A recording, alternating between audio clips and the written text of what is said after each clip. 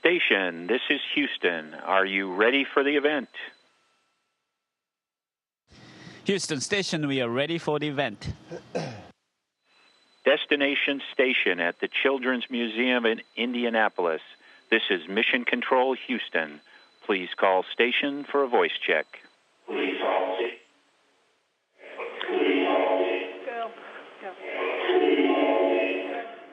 ISS, this is Destination Station at the Children's Museum of Indianapolis. This is Dave Wolf. How are you doing up there?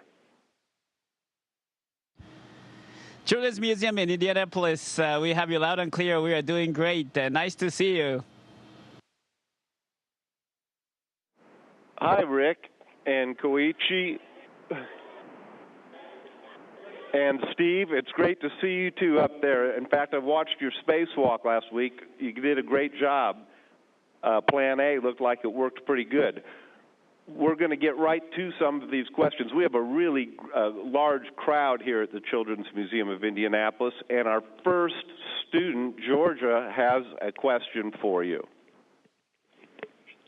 What is your favorite part of being an astronaut on the ISS? Good question. It's wonderful to be able to work in space and watch the beautiful home planet. And my favorite part of being an astronaut is that we can work with so many dedicated people from all over the world in the human space exploration.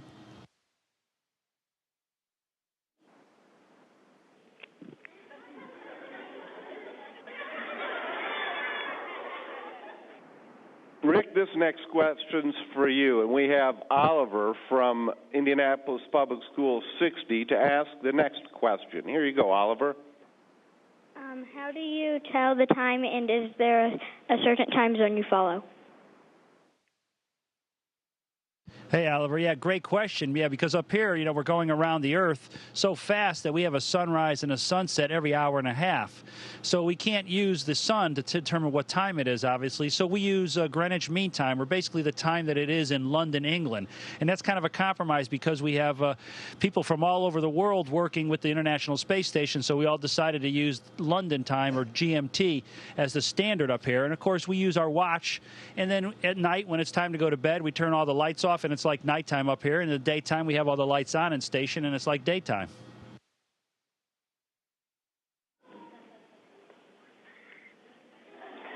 Thanks a lot, Rick. Swanee, this next one's for you. And we have Brenda Ramon. No.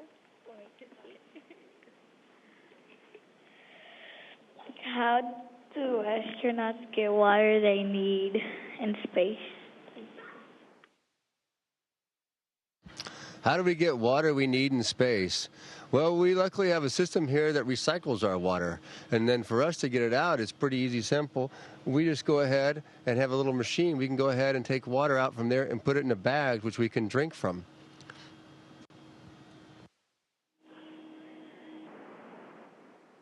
Thanks a lot, Swanee. Koichi, the next one's for you, and it is from Abe Boucher at St. Michael's School. What experiments are you working on aboard the ISS? Hey, that's an interesting question. We are working on a variety of experiments every day, and in the physics and medicine and all kinds of science. And this week in particular, I am focusing and working on an experiment called the cell mechanosensing, which is an investigation to identify gravity sensor in muscle cells. And this study will help develop a new medicine or countermeasures to muscle atrophy.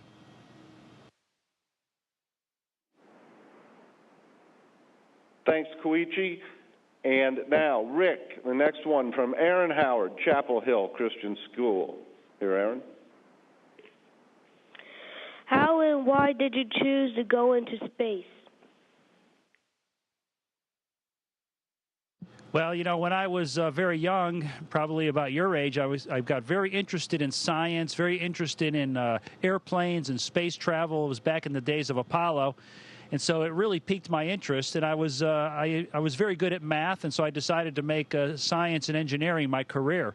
And then eventually I saw that there was an opportunity to become an astronaut, and I thought it would be great to become an astronaut. It was physically and mentally very challenging, and that all led up to my space trip. So it was just a series of events leading me down a road of things that interest me, if you will.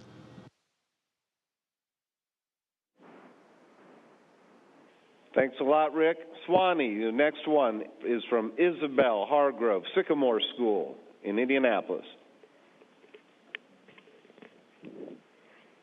Do you have any free time while on the ISS? And if so, what do you do? Well, Isabel, we do get a little bit of free time up here, and one of my favorite things to do is look out the window. We have a wonderful place called the cupola, which is like a glass-bottom boat and has 7 windows that look out on the Earth, and it's a beautiful place just to sit and look down on a wonderful planet.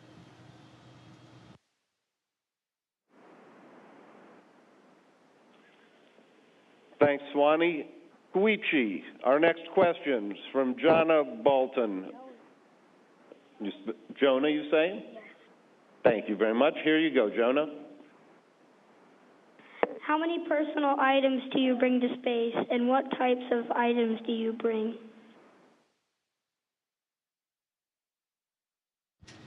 Jonah, I brought some personal items like photographs of my family and friends. And also I brought some banners or flags of my school and universities that I attended back in Japan. And then also some small charms as flight memento. And photographs are really nice, and because I can see the pictures of my family and friends during this 6-month stay on board the space station.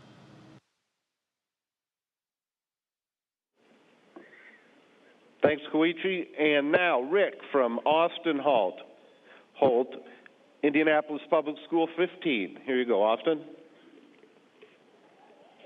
How big is the living area on the ISS, and do you get your own room? Yeah, Austin, the space station is actually very, very large, in my opinion anyways. Maybe you've been on a large commercial airliner on a trip at one time or another. It's probably the size of 2 or 3 of those commercial airliners, the volume inside it. And the thing about the space station is, since we could float, we could use the area up here on the ceiling if we have to. So it's much more area and volume than if it was just we're in a 1G or on an environment like on the Earth.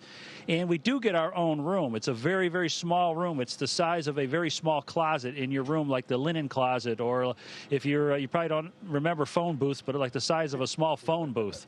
So it's a very small area, but it's more than enough to hang up our sleeping bag and sleep.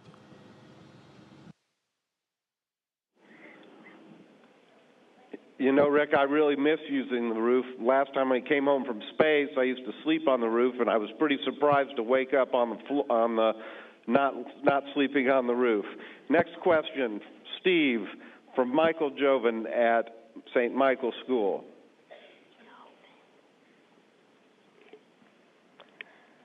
Do you have plants on the ISS? And if so, how do you grow them? I don't have plants personally, but we have experiments that have plants, and we try to grow the plants to the experiments. There's also, I know a few of our Russian colleagues have tried to grow plants themselves by keeping them in a Ziploc bag and putting some water with it, kind of like a hydroponic plant. I know we've actually tasted some of the onions they grew that way. It's very delicious.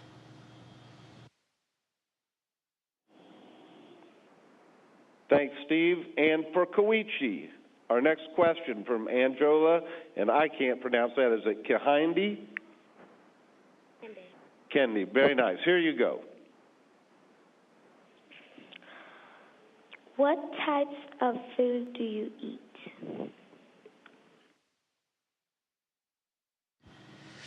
Yes, we have all kinds of very tasty space food, meat, fish. That's my favorite. Vegetables, dessert. And those are from the partner countries of the International Space Station, United States, Russia, Europe, Canada, and Japan. And recently we had the SpaceX Dragon spacecraft, which brought us fresh food, fruits and vegetables, which is very rare for us to have. And I really wish that we had some sushi as a standard food item.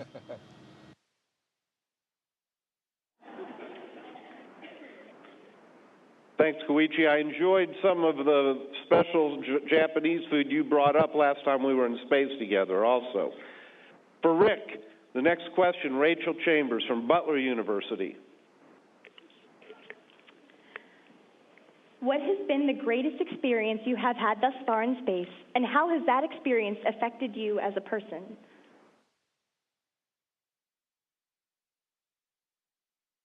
Yeah, you know, I've had a lot of great experiences up here, but probably the thing that I enjoy the most are the spacewalks. I've got to do a few spacewalks, and when you're out there in your spacesuit and you're translating around the outside of the space station, you have these great views of the Earth. Just your visor between you and the vacuum of space, you got these wide panoramic views of the Earth as the sun rises. They're just incredible. And working out there on the space station, it's very, very difficult work, but it's also very, very rewarding. I don't know if that's going to change me as a person, but it's certainly something that I'm going to remember for the rest of my life, being out there and helping to build the space station and the beautiful views of the Earth. I think that was your, ninth spacewalk, Rick, and I watched every bit of it. Great job. One thing I used to say to my crews as I went out on a spacewalk is the only thing we know won't happen is Plan A. And it looked like you made Plan A happen this time. Next question for Steve is for Steve from Anthony Hentz from Michael School. Anthony? What is your least favorite thing to do in space, and why? My least favorite thing to do in space, Anthony. Good question. I like most things up here, but there is probably one thing I don't like doing, and I'm going to have Mr. Wolf there, Dr. Wolf, have to explain the details of this one, but I'm just going to say it's going to get messy, and it has to do with going to the bathroom. But Dave Wolf can explain the rest of it for you.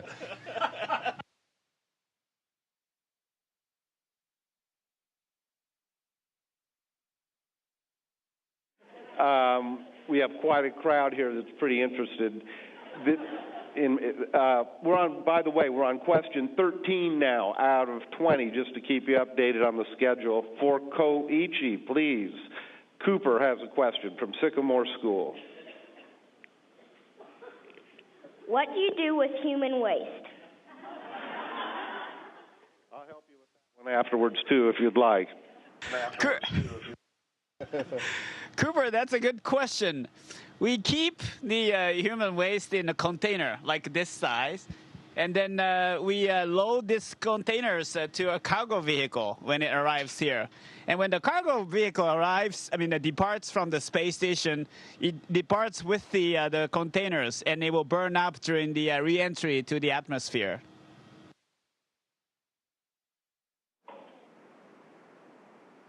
Thanks, Koichi. Rick, Miles Cumbay from Indianapolis School 60 with your next question. Do you get to talk with your family while you're on board?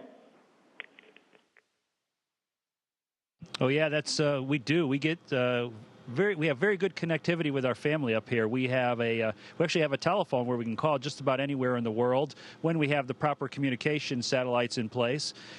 We also have email, of course, and then once a week we get to do a video conference with our families. So I talk to my family almost every day. I have a video conference once a week, and of course we email and exchange pictures and things like that. So it's not too bad. I feel very close to my family, and we've been communicating with them quite a bit since I've been up here the past 6 months. Thanks, Rick. Next question's for Steve. By the way, his name is Steve Swanson, and we call him Swanee in the astronaut office, and that's why I'm calling him Swanee during this. So, Swanee, your next question is from Ramiro, please. How does lack of gravity affect the body? Well, that's a good question. Lack of gravity does affect our bodies. It makes us weaker, and it makes our bones weaker. So we have to work out 2 hours every day to keep our muscles strong and our bones very strong too, or else when we get back to Earth, it's going to be a very difficult time for us. So that's important for us to stay in shape up here. You guys are looking pretty good, so you're doing a good job of it. Next question, Koichi, please, from Adler Kissling, Chapel Hill Christian School.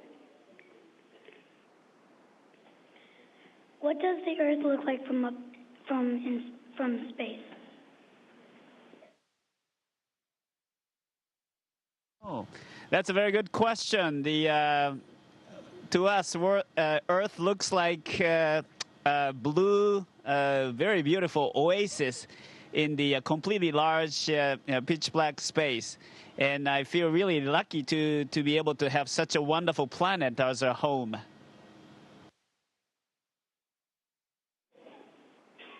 Thanks, Koichi. Rick, next question's from Chris Hayes, St. Michael School.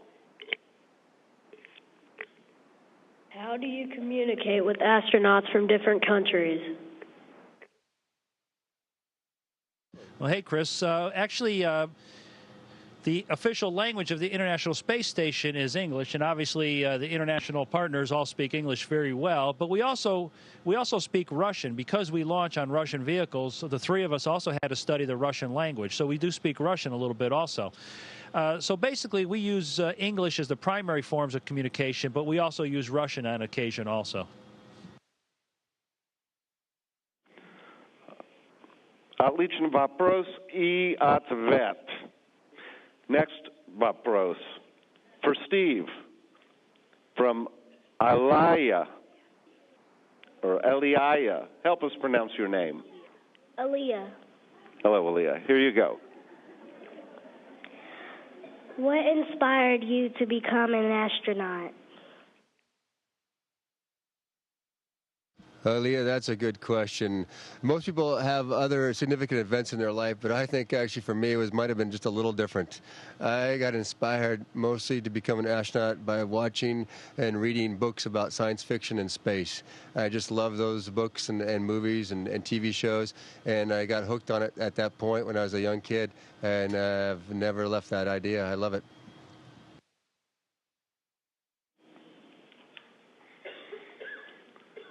Thanks, Swanee. And for Koichi, next question is from Larry Smith.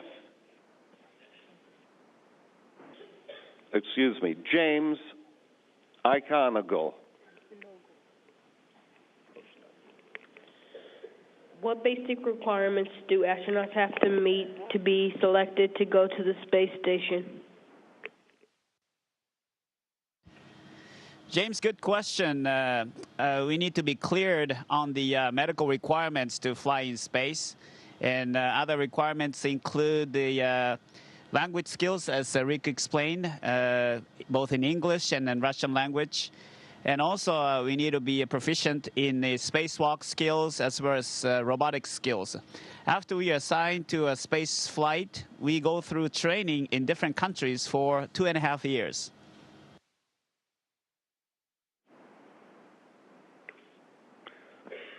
Thank you, Koichi.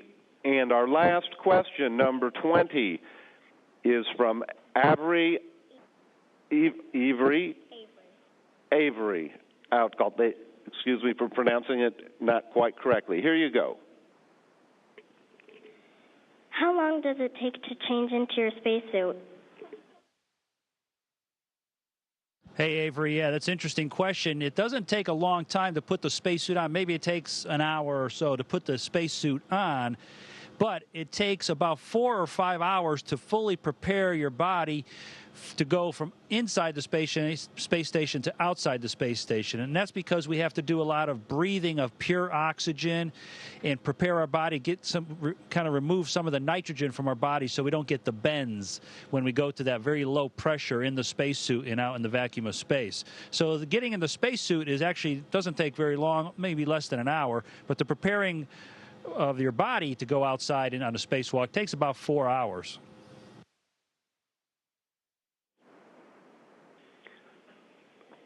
Thanks a lot, Rick. In fact, that's something we're going to talk about after our downlink is completed. I'm going to spend some time with this rather large group going over some of these more detailed than we have time right now.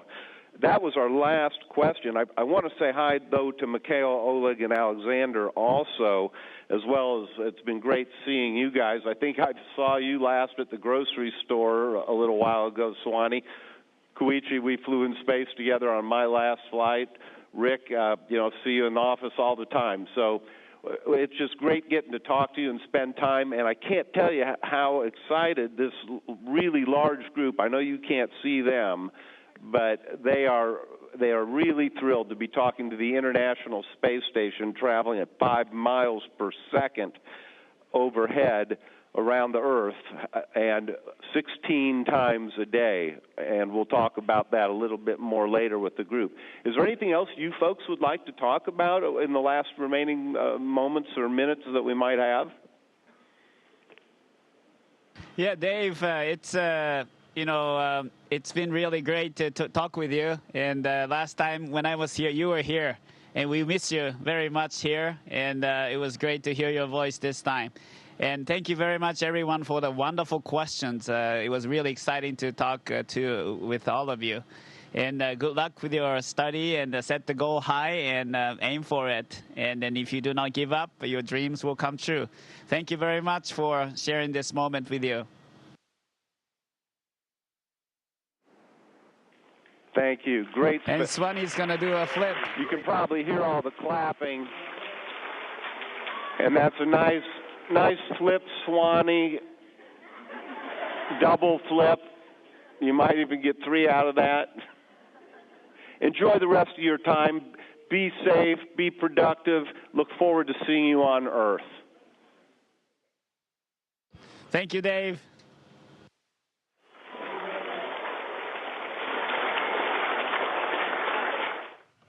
Station, this is Houston ACR. Thank you. That concludes our event. Thank you, Children's Museum of Indianapolis Station. We are now resuming operational audio communications.